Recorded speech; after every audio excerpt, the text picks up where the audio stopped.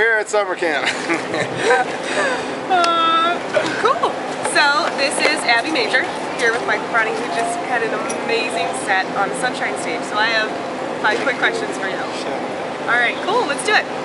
So yesterday I got to interview the director of greening initiatives here for summer camp. Yeah. And I know sustainability is huge for you. I've heard that you don't allow water bottles on the bus and that you use diesel fuel. So for all of us just normal concert goers, festival lovers, what can we do to help out when we're coming on these trips? You know, the first thing is just support the festival. You know, come to the festival. Every year, the festivals that I know get better and better at making it easy for the fans to green the festival themselves. You know, so you know, I know Clean Vibes, who are at a lot of the festivals. They have the separate bins for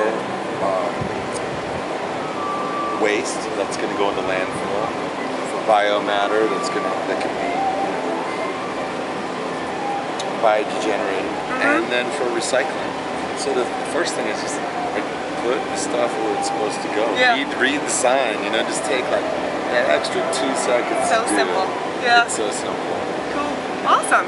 I'm going to ask a couple music questions then. Sure. So, over the years, you've had what I would say is maybe politically charged music. Yeah. And so then, Sound of Sunshine was maybe a little bit less. What was the reason for that? I mean, a different inspiration, a different time in your life? Yeah, you know, I had just gone through a ruptured appendix. I was on tour and I came very close to dying. And so that album is really like an album of gratitude. It's not an album that's like, you know, F the system because they're messed up, or support this politician, that politician. It's really an album that's about gratitude. But ironically, I think that's sometimes even more political than just making political finger-pointing statements. Real specific.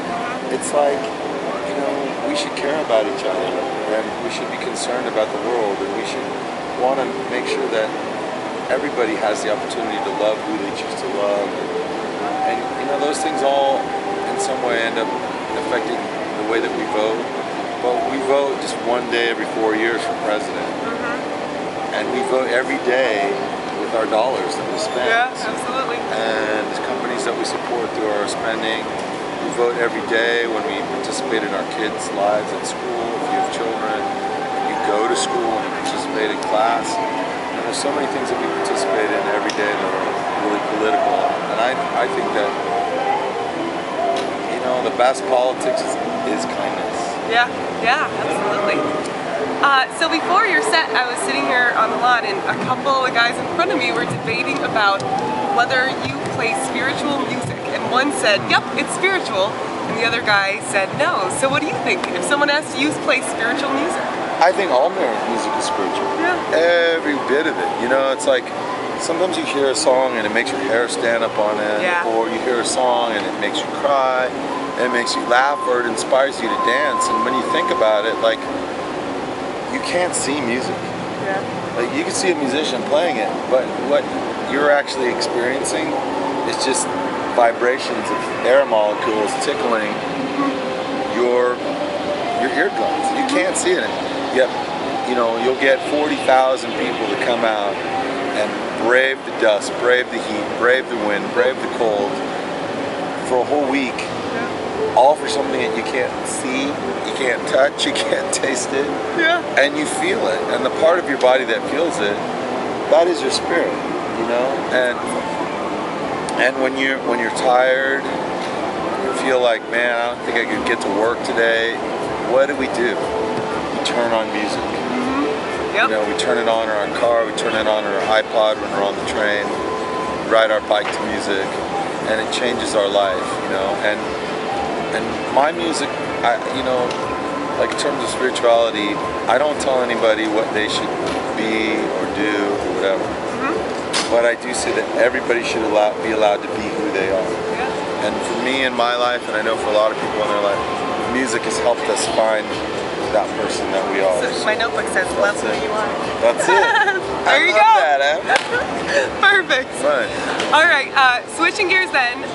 So I actually just got into yoga in the last year, and I know you're a huge yoga enthusiast. I actually, at Rothbury Festival, I know you did a big yoga session there. So what started your love of yoga?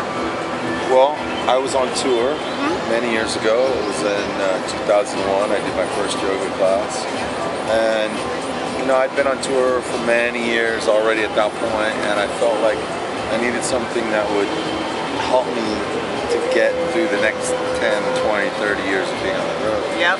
And yoga is that thing that I found that helps my body to stay in shape physically, helps my mind to be able to cope with stress, which is a lot when you're on tour, yeah.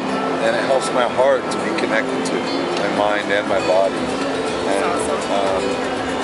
I opened a yoga center in Bali. It's a yoga hotel called Soulshine Yoga Hotel, and I spend a lot of time there in the winter time. That's awesome. On my yoga mat. Very cool. Travel from all over the world to come be there. So it's good. All right, well, the music's starting. I counted 13 How You Feelings during your set. Wow. So one more for summer camp. How you feeling? Thanks, summer camp. Awesome.